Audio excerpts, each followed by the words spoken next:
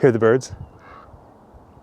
Quite fitting for today's Grimm adventure. Today we find ourselves in Forest Lawn, Hollywood Hills. We're going to do a bit of a cemetery tour, visiting some of the most well-known celebrity graves, noteworthy graves here in this cemetery. There's quite a few cemeteries throughout Los Angeles. Most of the time we spend our time at Hollywood Forever Cemetery because it's right down the street from where we live. This one isn't that far. It's massive. So we're going to hit it by foot. We have a lot to see, and of course, you get to come with us.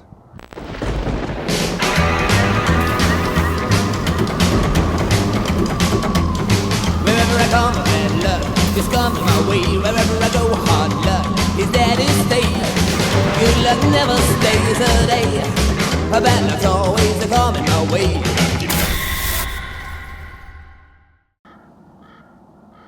Now here's somebody I've been wanting to visit for quite some time, Stan Laurel of the famous Laurel and Hardy comedy duo. Good day, stranger. Good day, sir. Goodbye. What'd you put that stuff on your face for? He died February 23rd, 1965 at the age of 74. It says, a master of comedy, his genius in the art of humor brought gladness to the world he loved. Now, of course, comedian, he's got something to say, quick-witted. Supposedly on his deathbed, he told a nurse that he'd rather be skiing. And the nurse replied, I didn't realize you were a skier. And he said, I'm not. I'd just rather be doing that than laying here dying. Now, at his funeral service, another legend, Buster Keaton, said Chaplin, referring to Charlie Chaplin, Chaplin wasn't the funniest. I wasn't the funniest. This man, Stan Laurel, he was the funniest. Thanks, buddy. You know, I kind of like you. You do? You bet I do. You've got a kind face. Thanks. One of my favorite Mel Brooks movies is a little film called Young Frankenstein, mainly because of Gene Wilder and the line, put the candle back. Well, in that movie, you may recall a certain bug-eyed character by the name of Igor. Well, Igor was played by Marty Feldman, who died December 2nd, 1982 at the age of 48. Dr. Frankenstein.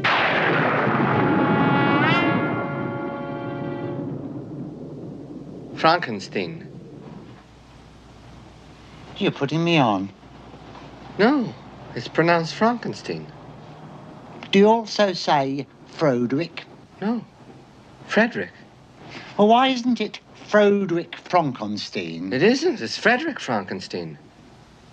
I see. You must be Igor. No, it's pronounced Igor. But they told me it was Igor. Well, they were wrong then, weren't they? Stone says, he made us laugh. He took my pain away. I love you, Loretta. Now, according to Mel Brooks, I think it was, in the DVD commentary for Young Frankenstein, he talked about how Marty Feldman, throughout the time that they were filming, he would smoke like 5 packs to a carton a day, and he was always drinking coffee. Pretty freaking crazy. Report to you on the sudden and unexpected death last night of television actor John Ritter at the age of 54. Ritter first hit it big in the 1970s television sitcom Three's Company, playing a lecherous bachelor living with 2 female roommates. Ritter's sudden death was blamed on a heart condition that is hard to detect, but not as rare as you might think. CBS News medical correspondent Elizabeth Caledon is here with more about it. Elizabeth? Well, Dan, John Ritter died of something known as aortic dissection, in which the aorta suddenly tears or breaks, causing massive internal bleeding, which can lead to heart attack or stroke. The aorta is the main artery of the human body that basically looks like a candy cane. John Ritter's buried here as well. John S. Ritter, 1948 to 2003. Beloved husband, father, brother, son, and friend. There's a quote from the Beatles that says, and in the end, the love you take is equal to the love you make. Now, of course, everybody knows John Ritter from Three's Company, but he was also in Problem Child,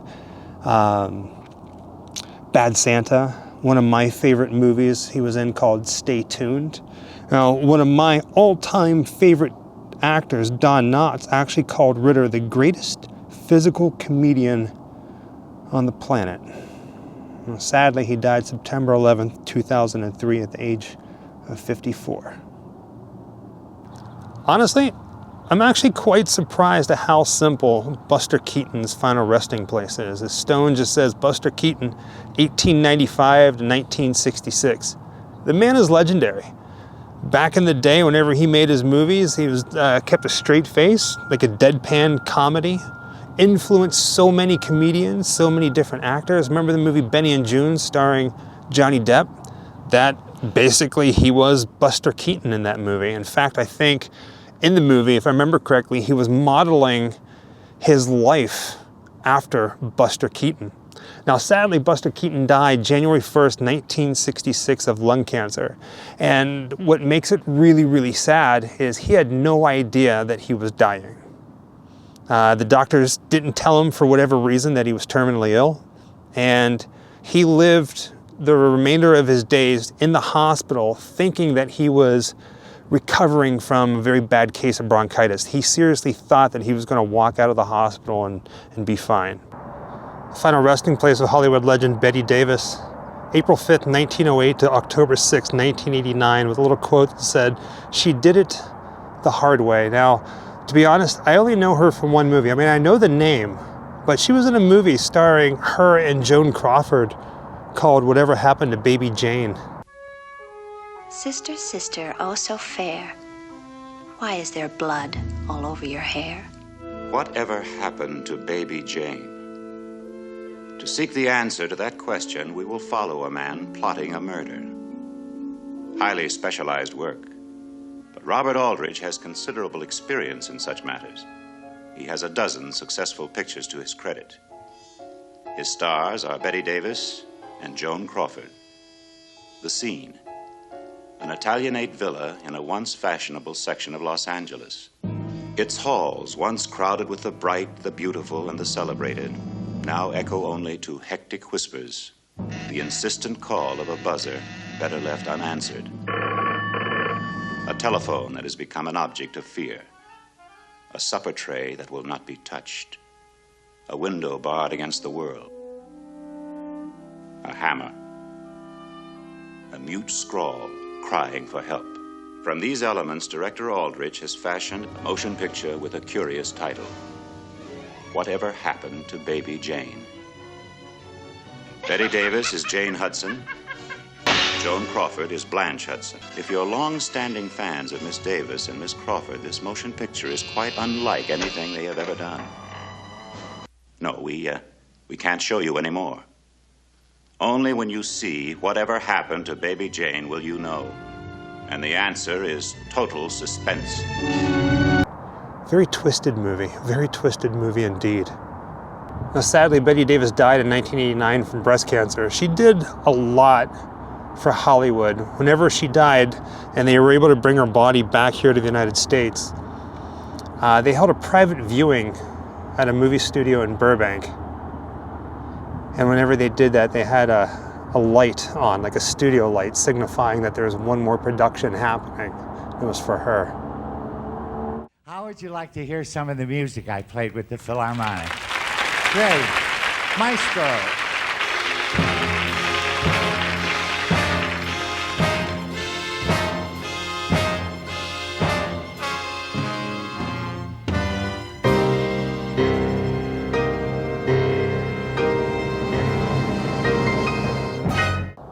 Final resting place of Liberace says son and brother 1919 to 1987, here with his family. And right in the center it says Liberace, and it looks like a little painting of a piano with a candelabra on it that says Sheltered Love. I've never been a fan of Liberace, but I respect the history, that's for sure. Now when it comes to music, this is more my speed. Dio, Ronnie James Dio, July 10th, 1942 to May 16th, 2010, the man on the Silver Mountain. There's a couple blue roses there and a whole bunch of red ones. And I would always see my grandmother when I was a little kid, you know, with her holding my hand and walking down the street. And she would see someone and go, what's that? And eventually learned that it was called the Maloik. And the Maloik was, someone was giving us the evil eye, so she's giving it protection against the evil eye. Or you can give someone the evil eye too. I'm lucky enough to have kind of, just have done it so much, it's been more equated with me than anyone else. Although Gene Simmons will tell you that he invented it, but then again, Gene invented breathing and shoes and everything, you know. My belief in heaven and hell is right here. This is where we are. This is heaven, this is hell. You make your own heaven, you make your own hell. Hell, good and evil, God, the devil, reside in each one of us. I don't have to go to a place to pray. Yeah, I can pray inside myself. I can pray to whomever I want to inside myself and get the same results. I don't need to be told by a priest that I'm bad, or to be told by a nun that I'm not learning my project properly and get smacked on the hand with a ruler. Who the hell are you to do that to me? Or to be told that here's God, and God is a guy who's been nailed up on a piece of wood. It's not the way I want to think of life. I don't think of it that way. And with all the religions that they are, preaching all the same things, it's real one great big homogenized thing anyway. At the end of the day, if we all just believe in the same thing, you know, that we got a choice between good and evil. Hey, make your choice. That's all it's about to me.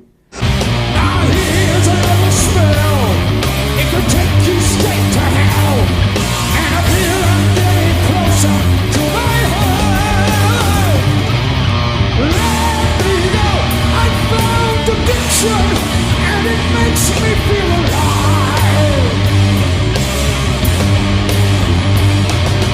Take me back. I must have the Bible. This has got to be my favorite. I don't know, his setup. There's these flower pots or urns right beside the crypt. See that? Man. That's really cool, something else. I'm gonna have to back up because this thing is massive.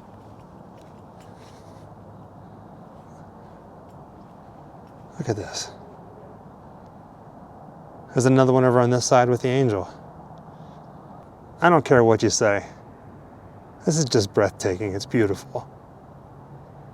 So we have Dio right over there, and directly across the courtyard here, it's like they're looking at each other, is the final resting place of Lemmy from Motorhead. That's Lemmy Kilmister, the notorious frontman of British heavy metal band Motorhead. The news broke yesterday that he had died of a sudden aggressive cancer. John Northcott joins us now for more on his life. So, John, he was considered a legend in so many ways. He was indeed. He was considered a music legend. He was considered a lifestyle legend, someone who lived it right to the hilt, someone who, of course, was credited as being a godfather of thrash metal, a godfather of heavy metal, a godfather of punk rock, but he had a wide musical range, that is for sure. Born in hardscrabble Northern England 70 years ago. This is a man who started off playing the guitar, actually, with a group called the Rockin' Vickers. There he is, a far more innocent-looking Lemmy, as everyone knew him as, there. But he quickly gave up the guitar and picked up the bass, and that became his instrument of choice. And the old joke about turning the volume switch up to 11, well, this guy pretty much invented that. They were very loud, and they lived very hard, but this is someone who, within weeks of his death, was still out touring on the road. He was diagnosed with what's described as an aggressive form of cancer, lived for only 2 days after that. Here, asked about his lifestyle, was his answer. Have a listen. If I have to die and be on my deathbed regretting decisions I made, I'm not interested in that, man. I want to die there completely satisfied that I did the best I could. Now, Lemmy's final resting place is over here in what's known as the Columbarium of Sacred Trust. As soon as you walk in, he's right there. Now, I've been here many, many times in the past. In fact, before we even moved here to Hollywood, we came and paid our respects to Lemmy. Ian Fraser, Lemmy Kilmister. There's a signature, Born to Lose, Lived to Win, December 24th, 1945 to December 28th, 2015. And of course, get close, you can see a bunch of guitar picks and pennies, and there's a ticket for the Museum of Death in Hollywood, which is no longer here. We had a lot of people saying, hey, you guys should go and check out the Museum of Death in Hollywood. They closed down, no longer here. Well before Jessica and I moved to Hollywood, we came out here to visit, and visiting Lemmy was one of the very top things on our list. And we came out here and did a video. It was like famous graves of Hollywood. Now that we live here, we can spend more time visiting them and doing proper videos. But I have a story. I think it was the second Ozfest ever. On the second stage was Motorhead. And this was the very first time and the only time that I ever got to see Lemmy perform. And they are known for playing music so loud, like being the loudest bands. It was the beginning of the day, second stage, Ozfest. I was right up, almost near the speakers, almost against the speakers, and my hearing was completely shot for the rest of the day. I don't remember any of it except for how loud it was and the ringing and how muffled my hearing was after watching him perform. Yeah, loud. Now before we leave, we have to stop and visit Carrie Fisher, who died December 27th, 2016. Now when Carrie Fisher died, it really hit home for a lot of people, especially if you were a fan of the movie Star Wars. Heck, if you were a teenage boy growing up and you liked Star Wars, well then, you liked Carrie Fisher. She was in The Blues Brothers, a movie called Under the Rainbow with Chevy Chase about the filming of The Wizard of Oz. She was in so many things. Tonight, the world is mourning Carrie Fisher, who won so many battles as Princess Leia, but lost the final one in a Los Angeles hospital this morning. A family spokesman issuing a statement saying that Fisher passed away at 8:55 this morning. She was loved by the world, and she will be missed profoundly. The statement released on behalf of her daughter, Billie Lourd. Lourd was a late-in-life child who recently posted these portraits on Instagram. Fisher, who was 60, had recently wrapped filming the latest Star Wars installment and was returning from promoting her new memoir in London when she collapsed on the flight home to Los Angeles. She reportedly stopped breathing 15 minutes before landing. Fisher in cardiac arrest, passengers trying desperately to resuscitate her. Here we have an unresponsive passenger. Luke Skywalker's spirited sister leaves behind brother Todd Fisher, daughter Lourd, and her mother, the Hollywood great Debbie Reynolds. Got it from Eddie. Eddie's side. Here, they're dancing together 15 years ago. Reynolds thanking Fisher's legions of fans for your thoughts and prayers that are now guiding her to her next stop. Tonight, Fisher being celebrated for imparting onto the fictional Leia her real-life feistiness. You came nothing? You're braver than I thought. Nice, come on. Lucasfilms noting her groundbreaking role as Princess Leia served as an inspiration of power and confidence for young girls everywhere. And her lover in the series, and she said on the set, Harrison Ford, remembering her as funny and emotionally fearless. She lived her life bravely. The two exchanging this poignant scene. I've always hated watching you leave. That's why I did it. So you'd miss me. Bob Iger, chairman of Disney, ABC News parent company, remembering Fisher, like so many, as one of a kind. She's interred here, right next to her mother, Debbie Reynolds, who died December 28th, 2016. Notice that? Her mother died December 28th, and Carrie Fisher died December 27th. Here, let me back up. Let's see if I can get that statue in there. Look at that. Beautiful, right?